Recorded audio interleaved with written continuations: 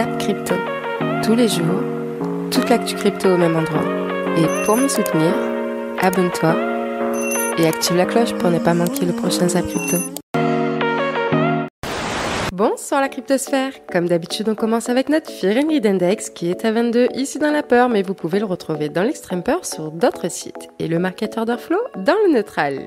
Un petit message de bienvenue pour tous les nouveaux zappeurs et zappeuses qui nous ont rejoints ces derniers jours. Sachez que vous pouvez retrouver en description de chaque Zap Crypto tous les timecodes répartis dans 4 chapitres, mais également retrouver les chapitres dans une version visuelle, comme ici, et ça sur votre ordi ou sur votre téléphone. Le Zap Crypto peut parfois être un petit peu long. Tous ces timecodes vous permettront de regarder uniquement les extraits qui vous intéressent. Allez, je vous souhaite à tous une excellente vidéo. C'était Zap Crypto. Investissez que ce que vous êtes prêt à perdre. Voilà, ça c'est la base, hein, d'accord, c'est le côté légal. Et le côté, du coup, investisseur, pro, etc. Ce que moi, je veux vraiment vous montrer, c'est que, en fait, vous allez investir dans beaucoup de projets. Il y en a plein qui vont se casser la gueule. Il y en a quelques-uns qui vont réussir. Et défaitiste. Oui, pourtant, je suis plus positif que négatif, mais là, sur l'investissement, je suis comme ça. Mon mindset est comme ça. Dites-vous que peut-être que sur 10 projets, vous allez perdre. Sur 8 projets, il y en a 2 qui vont exploser et vous allez faire un x100 dessus. C'est une idée, ok? C'est comme ça qu'on le présente. Donc, par exemple, si vous avez 1000 $, même si vous avez les 10 000 $, vous mettez 1000 $ par projet. Jamais tout mettre dans le même projet. Ça, j'espère que vous l'avez compris. Pour les tout nouveaux, si c'est la première fois que vous me voyez, bienvenue à vous. Mais vous inquiétez pas, vous allez comprendre tout ça. Mais surtout, prenez le temps avant d'investir. Si vous êtes nouveau, prenez le temps, s'il vous plaît. Je précise aussi que pour préparer cette vidéo et pour que tout soit plus compréhensible pour les non-anglophones, j'ai choisi d'utiliser non pas la version originale en anglais, mais plutôt la traduction française du white paper qui est disponible sur le site bitcoin.org. Le white paper de Bitcoin s'intitule « Bitcoin, un système de paiement électronique pair à pair ». Ce titre nous explique déjà 2 choses. D'abord, le système Bitcoin fonctionne de pair à pair, donc c'est un réseau décentralisé et non pas un réseau centralisé. Et deuxièmement, Bitcoin ce n'est pas seulement une monnaie électronique, c'est une monnaie certes, mais c'est surtout un système complet, une infrastructure monétaire. Dans l'introduction du white paper, Satoshi commence par nous expliquer le problème qu'il souhaite résoudre. Il n'existe pas de bon moyen de transférer de la valeur sur un réseau informatique sans passer par un tiers de confiance. Les systèmes classiques de commerce sur Internet nécessitent forcément de transmettre les paiements via un tiers de confiance et ça a plusieurs inconvénients, que ce soit en termes de coût de transaction ou en termes de risque de fraude. Donc bref, la morale de tout ça, déjà. Ce qui m'énerve, c'est en fait, c'est ça qui est frustrant, c'est qu'en fait, on te donne de l'argent pour après que tu le rendes. C'est comme la TVA. Ça casse les couilles en fait. On te donne l'argent et après on dit ah mais non, en fait tu dois la rendre, tu dois payer. Ou là, on te donne salaire. Alors je sais pas, il y a une histoire de prélèvement à la source. Bah oui, peut-être que c'est pour les employés. Moi, je suis plus employé, donc il y a plus d'histoire de prélèvement à la source parce que ça résout le problème en fait. Parce que après c'est mon erreur. Je sais, vous dites fallait pas mettre autant de crypto. Bah c'est clair. L'année dernière, j'ai mis en tout, je pense, un peu plus de 60 000 dans la crypto. Et bah en fait, j'aurais même pas dû mettre 20 000, 30 000, et j'aurais dû garder 30 ou 40 000 pour payer maintenant en fait. En fait, les 30 000 ou 40 000 que j'ai mis en trop dans la crypto, en fait, j'aurais dû les mettre sur un compte de côté pour les utiliser maintenant, pour payer mes impôts maintenant en fait. Sauf que t'as l'argent il est là, ça pump, il y a le BTC, il y a le machin, tu mets l'argent direct. Donc bref, donc voilà, c'est ça, il y a un décalage. Et en fait, c'est la première année où tout le monde se fait niquer parce que personne a le réflexe, ou même faut résister en fait. C'est avoir la patience de se dire, l'argent est là, tu vois beaucoup d'argent. Parce qu'en fait, c'est que du net, hein. Parce que la première année, comme tu payes pas de TVA, puisque c'est décalé, pardon. Tu payes pas la TVA, tu payes pas d'impôt sur le revenu, tu payes rien. C'est la première année. Donc toi, tu dis, ça rentre, c'est que du net, c'est que du net. Oh, putain. Bah ouais, bah après tu payes. Donc bref, la morale, c'est que toute ma vie, j'ai économisé pour acheter un appart, et je me fais la plus-value, qui en plus je la foire de ouf. Mais putain, vous imaginez, putain, là en plus c'est la période, là j'aurais aimé, parce que là c'est maintenant où tu dois acheter du Bitcoin. Là c'est maintenant où tu dois charger. Et ben non, là je dois garder pour la frustration. Là l'argent, je vais avoir 30 000 enfin 25 000 sur mon compte là, 25 000 sur mon compte, et ben je peux même pas mettre dans la crypto. C'est pour payer les impôts. Et là, ça se trouve, il y aura une mèche à 12 000, les gars. Il y aura une mèche à 12 000, je pourrais même pas utiliser. Ça, je fais putain, je vais payer les impôts là. Putain, je prends un crédit conso, je me bats les couilles. S'il y a une mèche pour un crédit conso, il n'y a pas le temps que tu contactes les mecs qui te donnent le... Putain, sinon je fais ça en anticipation. Crédit conso, vous me dites ce que vous en pensez, je sais pas. Donc voilà, donc je sais pas. Donc voilà. Donc voilà, il n'y a pas de conclusion, il n'y a pas de conclusion les gars, il n'y a pas de conclusion. Si tu veux me soutenir pour pas que je me suicide, tu mets un pouce bleu, tu t'abonnes, tu suis mon épopée, Road to Millionnaire. La route risque d'être un peu plus longue que prévu. Hein. Tant mieux pour vous, ça vous fera plus de contenu, ça durera plus longtemps. Mais voilà, c'est fatigant, ces putains de bear market là, de merde. Le fait d'avoir commencé la crypto, le Bitcoin, tout était à 60 000, la TH de toutes les cryptos, c'est là que j'ai commencé. Parce que là, les gars, si j'avais pas claqué tout mon fric là en novembre de l'année dernière, imaginez, là je commence maintenant la crypto là. Je te dis, oui, avec des sites, tu fais tout le monde. Bah oui, mais quand même. Là, ceux qui commencent la crypto maintenant, putain, la chance qu'ils ont, les gars. La chance qu'ils ont, ceux qui commencent la crypto maintenant. Putain, même le mec le plus nul au monde, il achète n'importe quelle crypto. Bon, n'importe quelle crypto. Les grosses cryptos, ils se blindent les couilles, putain. Et moi, j'ai plus rien, les gars. C'est maintenant où faut charger là, faut recharger, j'ai pas. Bref. C'était un projet qui demandait de l'argent à des gens en Inde qui devaient normalement investir cet argent pour eux. Les boss de Inoguez, qu'est-ce qu'ils ont fait? Ils ont fait la première partie, c'est-à-dire ils ont collecté l'argent, mais ils n'ont pas fait la seconde partie qui était d'investir cet argent pour les utilisateurs. Ils l'ont investi pour eux-mêmes. Donc ils ont envoyé tout cet argent sur un exchange qui s'appelle WazirX. Depuis cet exchange, ils ont acheté des crypto-monnaies et en achetant ces crypto-monnaies, ils ont simplement envoyé sur leur compte Binance à eux. Voilà. Déjà au niveau de la réflexion, ils n'ont pas été super loin. On fait de la merde, on envoie ça sur WazirX histoire d'acheter de la crypto qui est pas traçable, hein. Oh, puis de là on envoie ça sur notre nom, Binance, KYC, tranquille. Au niveau traçabilité, je pense les gars, on est parfait. Personne ne se rendra compte de rien du tout.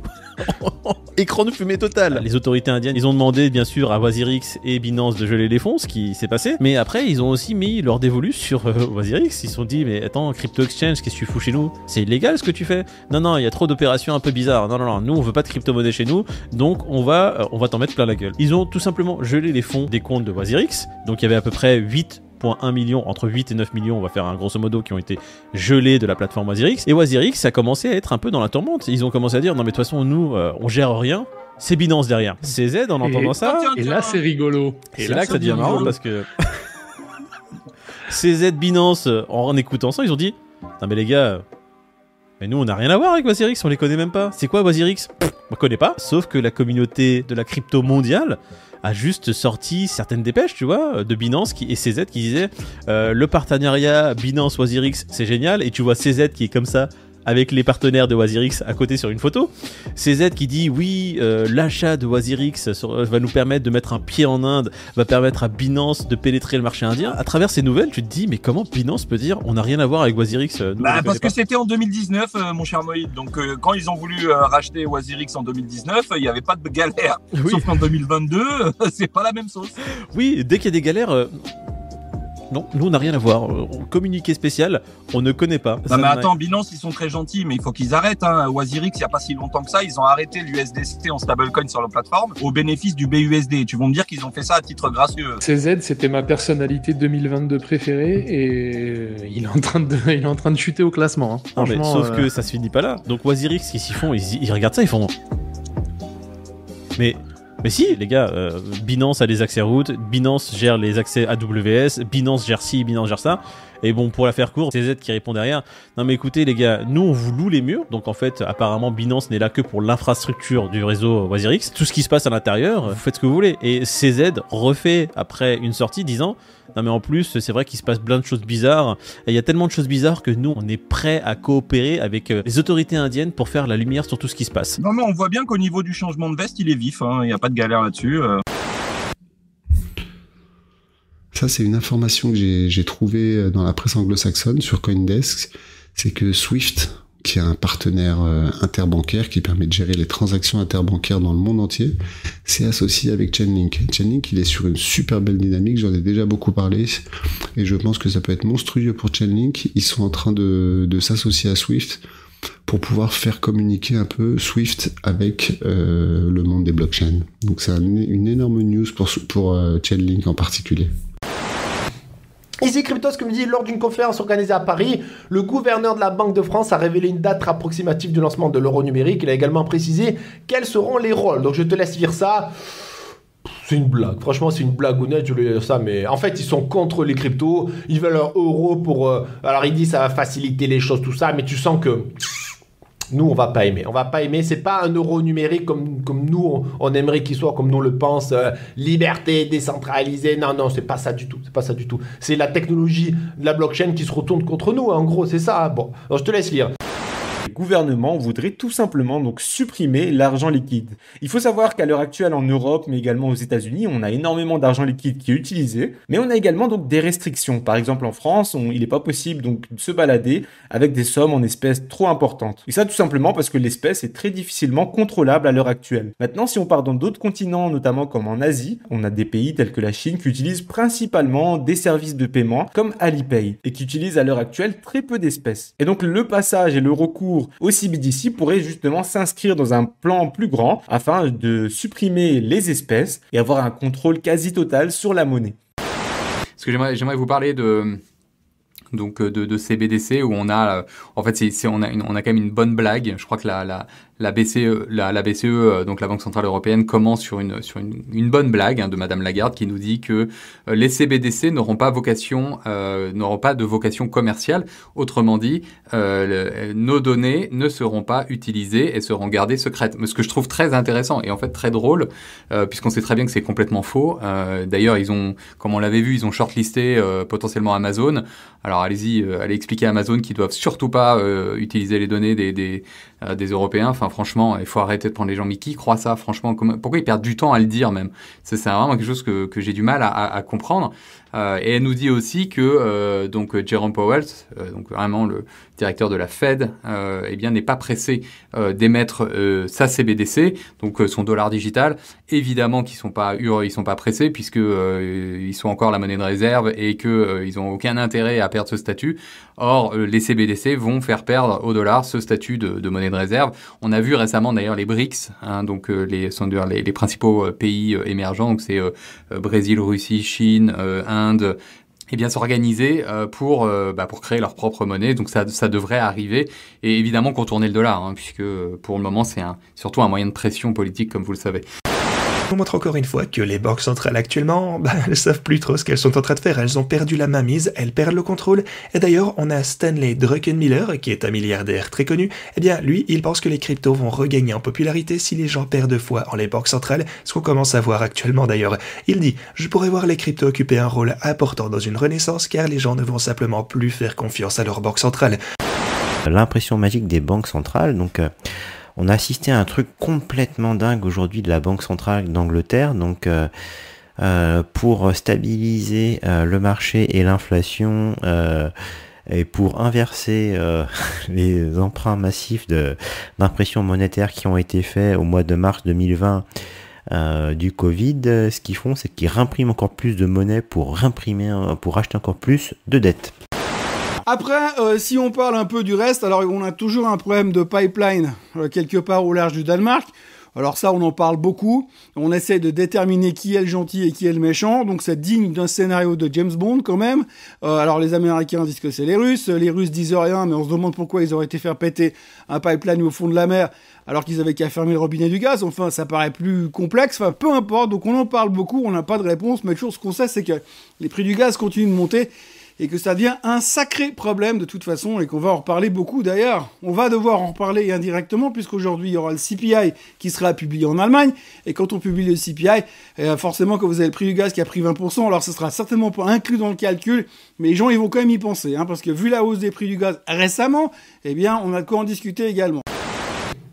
Ici, Lake Chacha qui nous dit toutes les fois où nous avons eu un bottom, le PE était beaucoup plus bas qu'aujourd'hui. Alors le PE, en gros, c'est une espèce de, c'est pour les indices boursiers, une espèce d'équation qui te dit que c'est, si tu veux, la capitalisation boursière des actions divisée par le peu de pognon qui rapporte. Donc en gros, c'est combien une entreprise vaut en bourse par le quotient entre combien elle vaut en bourse et combien elle vaut vraiment de bénéfices qu'elle dégage, tout ça, tu vois, c'est une équation un peu bizarroïde, tu vois. Et donc, en fait, en gros, plus cette équation est grande, plus ça veut dire que la bourse, enfin l'entreprise, elle est capitalisée à mort en bourse, mais elle est beaucoup plus capitalisée qu'elle ne vaut, entre guillemets, vraiment. Comme Tesla. Tesla qui a fait un to the moon gigantesque, alors que Tesla vendait moins de bagnoles que beaucoup d'autres fabricants qui n'avaient pas fait un to the moon comme ça, qui a été beaucoup moins capitalisé. Donc les gens disaient, c'est bizarre, c'est juste du FOMO, c'est une bulle sur Tesla, et voilà. Donc c'est ça, si tu veux. Donc quand le PE, là, il est très haut, c'est que en bourse, c'est en train d'exploser, alors que finalement, l'entreprise,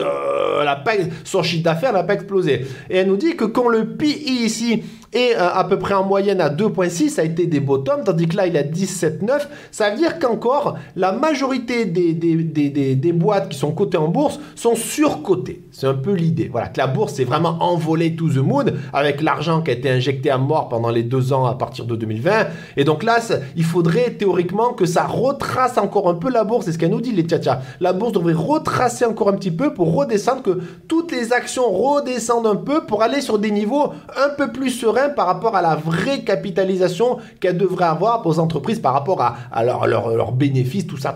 Bon, j'espère que je me suis bien fait comprendre. Bon. Une économie allemande complètement à l'arrêt, c'est en fait ça que tous les instituts de conjoncture prévoient désormais. Et les prévisions vont de moins 0,5 de récession à moins 5%, sur fond d'inflation à plus de 8%. Alors est-ce que les marchés ont pricé de telles hypothèses? Manifestement, ce n'est pas le cas. Peuvent-ils encore baisser davantage? Écoutez, on en est maintenant à 12 séances de baisse sur le CAC sur 14 séances consécutives. Et la zone des 5620, 5650 constitue, d'après les chartistes, quand même une bonne zone de rebond. Donc, un rebond est possible parce qu'on atteint des niveaux de survente absolument historiques. Mais, à mon avis, le moindre rebond sera propice à de nouvelles couvertures. Et, on peut le pressentir, vu l'état des marchés obligataires, on n'a pas fini d'assister à des fuites de capitaux. DXY, donc la valeur entre guillemets du dollar par rapport aux autres monnaies fiduciaires, compte en hors inflation, si vous voulez, hors inflation. Et j'ai trouvé ça très intéressant. Vous vous rappelez qu'on avait vu ça? J'avais partagé d'ailleurs sur Twitter. On le reprend ensemble. À chaque fois, on vient chercher en fait des premiers arrêts. Ici, premier arrêt, premier arrêt, premier arrêt, premier arrêt, premier arrêt, premier arrêt, premier arrêt. Donc, on voit bien que la valeur, la réelle valeur du dollar, donc le billet vert tel qu'on le connaît, en réalité a perdu près de 99% de sa valeur depuis sa création.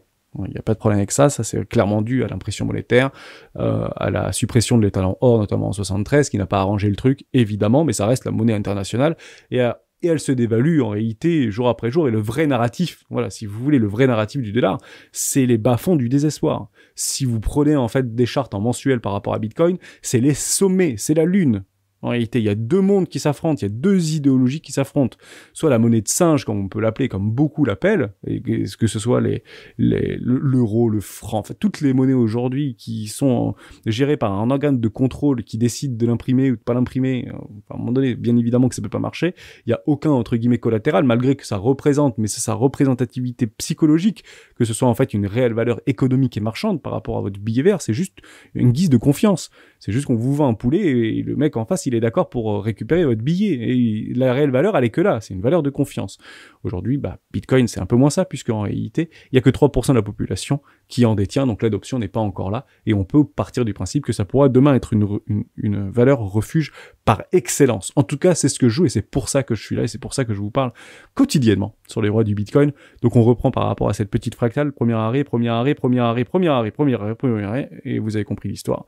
On va chercher le premier arrêt, Sigma dit, c'est Chirurgical Hermès. Bingo. Est-ce qu'on n'aurait pas un top, entre guillemets, caché sur le DXY? La question reste ouverte. La question reste ouverte. Ça prendrait pas mal de monde de cours, entre guillemets, puisqu'on avait quand même des objectifs, plutôt les 118, 121. Et en réalité, beaucoup, je pense, beaucoup penseront, si on commence à avoir des structures un peu comme ça, par exemple, des trucs comme ça, dire, mais non, c'est pas normal, on doit aller ici. C'est ici que le dollar, on a tous dit que c'était les 118, les 121, les 120, les 125, les 100 machins. Peut-être un top provisoire, caché, qu'on a découvert juste après sur le DXY hors inflation. Voilà pour ça. Ce qui est un peu inquiétant, c'est quand même qu'on travaille le support, donc il faudrait pas le travailler trop longtemps parce que quand on travaille trop un support, on peut très bien le casser. C'est exactement ce qui s'est passé en 2018 où justement on a travaillé, boum, et en novembre on a chute et on a posé le vrai bottom en décembre. Donc est-ce qu'on va faire une deuxième fois ce mouvement ici? Dans ce cas-là, on perdrait certainement les supports et on irait visiter les 14 000 ou les 12 000 par là. On en a déjà parlé de toute façon des targets baissières. Pour l'instant, c'est vrai que moi je reste plutôt aussi avec ce retour rouge. Bon, pour l'instant, il y avait le max point price, du coup, j'ai plus d'excuses pour retourner en haut, à part le fait que on est sur support et que en général, on achète plus un support que ce qu'on le vend. Donc, je suis plus acheteur dans mon esprit ici que je l'étais là-haut. Le seul problème, c'est le marché tradi qui lui, par contre, tire la gueule et pourrait très bien nous faire une bougie baissière de l'espace, nous envoyer à 3 000 $. Et dans ce cas-là, ça correspondrait au scénario de 2018 où on a travaillé pas mal le support et on viendrait visiter tranquillement nos 12 000 $. Donc un Bitcoin qui a perdu malheureusement encore ses 19 000 $, mais il tanque bien. La bourse fait du moins 3, moins 4% pour les plus grosses actions, d'accord? Donc là, on est sur du moins 2 et quelques. Le Bitcoin, ça va. Ça veut dire quoi? Ça veut dire qu'il y a peu de gens qui vendent ou beaucoup de gens qui achètent. Voilà. En tout cas, pour l'instant, ça tient. Mais on fait quand même attention. On est toujours sur un petit flag comme ça. Le jour où le flag il va péter, c'est direction les 17 000 $, voire plus bas. Et si la bourse continue à faire la journée d'aujourd'hui encore demain, aïe, moi, ça me fait peur. Franchement, j'ai peur pour la crypto parce que là, vu ce que fait le marché traditionnel, c'est chaud patate. Parce que le fait de dire, vos filles, t'inquiète, le Bitcoin, ça va tenir. Oui, moi j'aimerais bien, mais c'est la guerre partout. Il y a des missiles, ça explose de partout. Et toi, t'es là dans ton salon avec le café et tu me dis, t'inquiète, Foufi, nous on va pas être touchés, on est à l'abri. Alors ça pète tout autour, tous les immeubles à côté ils s'écroulent. T'inquiète, nous, notre immeuble, il sera pas touché. Mais pourquoi? T'inquiète. Bon, bref, donc ça fait peur, ça fait très peur. Faut faire très attention. On a reperdu la Tenkan. Alors j'ai mis la petite image ici de Narco. Alors c'est Thierry Jack qui est splendide, j'ai trop adoré. Et on fait ça à 20 000, 21, 20 000, 19. Donc comme ça fait à peu près, je pense, 8 mois qu'on est autour des 20 000 $, tu vois, tellement que ça fait longtemps, j'ai mis ça, voilà. Donc là on a perdu la petite Tenkan du système Ishimoku ici qui a 19 270 $. Alors on la prend, on la perd, on la prend, on la perd. Donc faut voir parce qu'après au bout d'un moment on dessine un M et bam, on pourrait retomber. Donc faut faire attention, là faut mettre des couches, je pense. Vu ce que fait le marché traditionnel, il faut mettre des couches parce que si on se fait caca dessus, au moins on sera un peu protégé. Donc c'est la même histoire que d'habitude. Ici maintenant la Tenkan aux 19 000 $, 19 200 devient une résistance. Après au-dessus de nos têtes on a les 20 000 en résistance, on a la Kijun aux 20 470 et tout le pataquès comme d'habitude entre les 21 000 et les 23 500. Donc pour passer tout ça, il va falloir du gros bulldozer. Après vu que tout le monde est en train d'avoir peur, là tous les gens en bourse ils sont tous en train ou de s'évanouir ou en PLS ou en train de vomir tellement qu'ils n'ont pas l'habitude de bouger comme ça, j'ai un doute que les gens tout d'un coup, allez, tout le monde achète du Bitcoin. Tu vois, j'ai un petit doute. Qu'est-ce que tu permettrais-moi d'avoir un petit doute pour ça? Pour un aspect global, nous pouvons remarquer que le plancher actuel du marché baissier se situe toujours aux alentours des 18 à 20 000 $, se situant à peu près au niveau de l'ancienne ATH du cycle précédent. Historiquement, nous avons eu des bottom de marché baissier allant de 92% de baisse par rapport à l'ATH précédent, 79%, 80% par rapport à l'ATH précédent, 80% encore une fois ici, et nous nous situons pour le cycle actuel à environ 72%. Commençons tout de suite par situer à peu près où se trouvent les masses de Bitcoin qui circulent en ce moment sur le réseau et qui forment des volumes et des amas de BTC qui sont intéressants à observer. Le graphique suivant se nomme URPD, ce qui signifie distribution des prix réalisés des UTXO.